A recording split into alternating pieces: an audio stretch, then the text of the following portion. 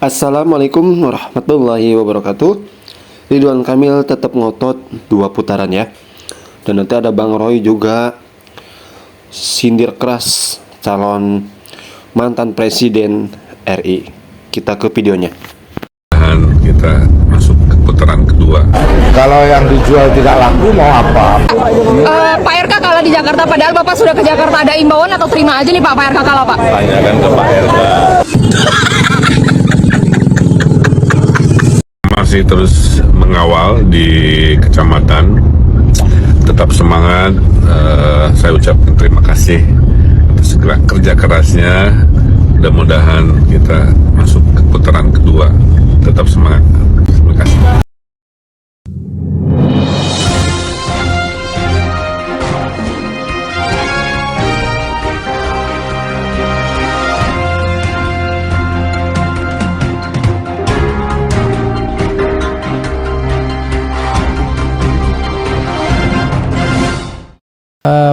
Pasangan Prano itu tidak sampai 50% plus 1 sehingga sah untuk diadakan putaran kedua.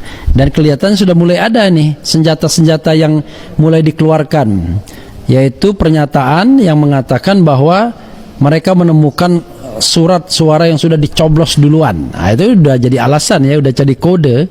Padahal dalam konteks seperti ini bisa saja kemudian kejahatan tidak dilakukan lawan tapi dilakukan sendiri untuk memancing kalau seandainya terjadi apa-apa ya. Jadi kalau kita menggunakan watak jahat dan kemudian hasil survei tidak menguntungkan, bisa saja kita siap-siap untuk membakar lapak pemilu dan kemudian ada alasan untuk mempermasalahkannya. Tapi walau alam ya, karena ini kan sebuah hipotesa saja ya, bukan sebuah fakta yang terverifikasi dengan baik. Sobat era sekalian, ini ya, oke. Ini judulnya adalah mereka menemukan yang namanya ini ya, tim pemenangan Ridho temukan dugaan surat suara tercoblos untuk paslon Pramono Rano. Mulai ya, karena menang tipis tadi ya. Rasanya tidak mungkin kalau tidak ke Mahkamah Konstitusi, kecuali ada perintah dari pusat kekuasaan. Tapi sahabat era sekalian, di Jakarta itu saya sebenarnya separuhnya pernah meramalkan begini. Barangkali baik Prabowo maupun Jokowi tidak terlalu istilahnya, bisa jadi tidak terlalu ngotot untuk memenangkan Ridwan Kamil atau Pramono. Kok bisa begitu? Sederhana. Soal kedekatan Ridwan Kamil dan Pramono. Jangan lupa kalau kita bicara tentang Prabowo Subianto dan Jokowi, itu Pramono Anung adalah sekretaris kabinet 1,5 periode, dan paling tidak 5 tahun terakhir dia bergabung dalam satu kabinet yang sama dengan Prabowo Subianto, dan dia juga adalah sekretaris kabinet Jokowi selama 1,5 periode. Jadi sebenarnya dari sisi personal relationship nggak ada masalah, saya bilang. Bahkan kalau kita lihat, Ridwan Kamil tidak memiliki sejarah kedekatan yang luar biasa dengan Prabowo misalnya. Tidak ada satu momen di mana Ridwan Kamil kemudian dekat, kemudian di endorse secara langsung oleh Prabowo Subianto. Tetapi orang akan tanyakan, tapi kan Prabowo yang menarik Ridwan Kamil ke Jakarta. Yes, jawabannya. Tetapi kalau kita analisis secara post factum ya, bukan karena dia ingin membuat Ridwan Kamil menang di Jakarta, no, kalau menurut saya. Tetapi dia menginginkan portofolio gubernur itu untuk Deddy Mulyadi yang notabene adalah kader Gerindra, sehingga Deddy Mulyadi hanya bisa menang kalau Ridwan Kamil tidak ikut kontestasi. Itu persoalannya. Tapi nggak mungkin kan disingkirkan begitu saja. Maka yang paling elegan adalah ditarik ke Jakarta. Tetapi Ridwan Kamil sadar peluang terbesarnya adalah di Jawa Barat, dan dia pede ke Jakarta kalau Anies tidak ikut. Maka skenario itu jalan, Anies tidak ikut. Tapi dia lupa, ternyata dia faktor negatif dari pasangan tersebut. Ditambah PKS. Jadi kalau kita lihat misalnya dari exit poll misalnya ya, itu partai-partai pendukung itu tidak solid. Pendukung PKS di bawah terpecah. Faktor pemecahnya adalah perilaku PKS yang meninggalkan Anies Baswedan, dan kemudian Anies datang ke Pramono Rano, mengendorse Pramono Rano, sehingga anak-anak ABA yang notabene pendukung PKS misalnya, itu dua kemungkinan, memilih Prano atau golput.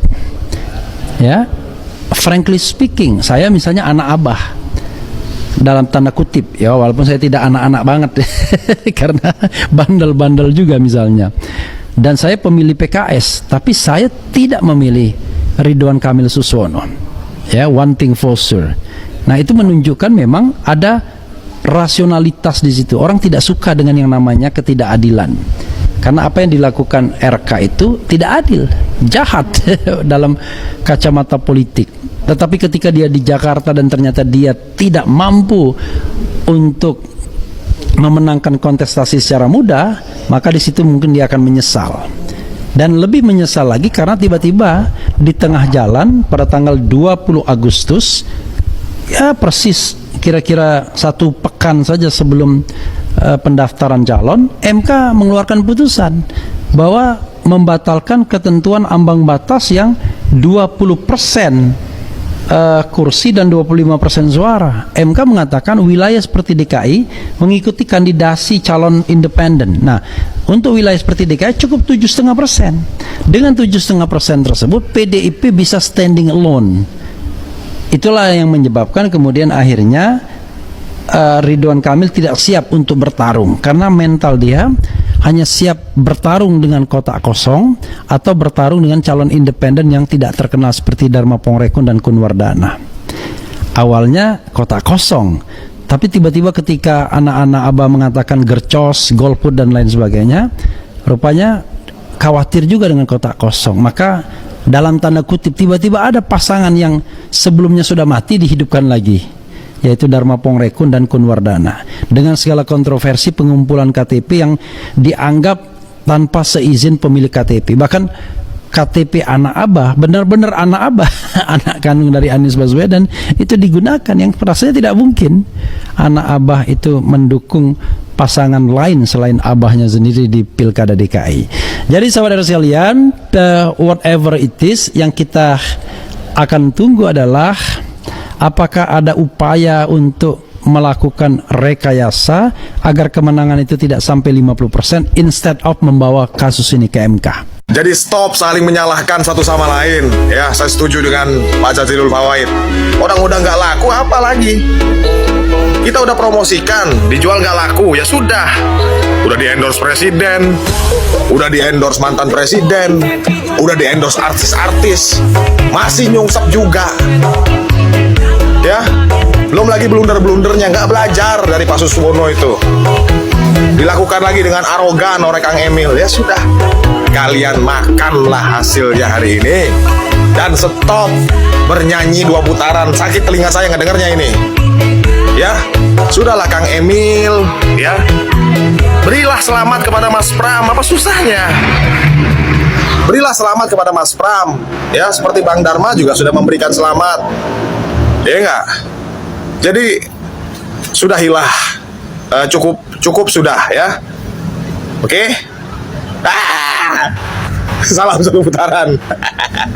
Menunjukkan pasangan Pramono Anung Rano Karno unggul dan memenangkan 1 putaran. Untuk itu seluruh relawan, simpatisan, anggota dan kader partai agar waspada karena ada pihak-pihak tertentu yang mencoba memaksakan di Jakarta agar 2 putaran. Sebenarnya kita berharap real count-nya nanti akan terjadi perubahan, terutama di Jakarta syukur-syukur bisa ada 2 putaran ya. Kalau 2 putaran mungkin kita akan punya peluang lagi untuk bisa menyusun kekuatan dan berpeluang untuk menang di putaran kedua. Pak RK kalah nih Pak di Jakarta Pak. Pak RK kalah di Jakarta padahal Bapak sudah ke Jakarta. Pak RK kalah Pak, padahal Bapak sudah ke Jakarta. Wartawan bisa aja. Emang kalau Pak Jokowi udah ke Jakarta harus menang gitu RK? Ya enggak lah, tetap pilihan rakyat Jakarta, masyarakat Jakarta. Ya juga sih sebenarnya 12 partai yang dukung sama satu partai. Kok bisa RK kalah? Kok bisa Pram menang? Ada apa ya? Ini membuktikan partai banyak, partai gendut tidak menjamin bahwa rakyatnya memilih mengikuti partai. Oke, Bapak Ibu, itu dia ya videonya ya. Silakan berargumen sesuai pendapat masing-masing di kolom komentar. Oke, sampai berjumpa di next video. Bye bye.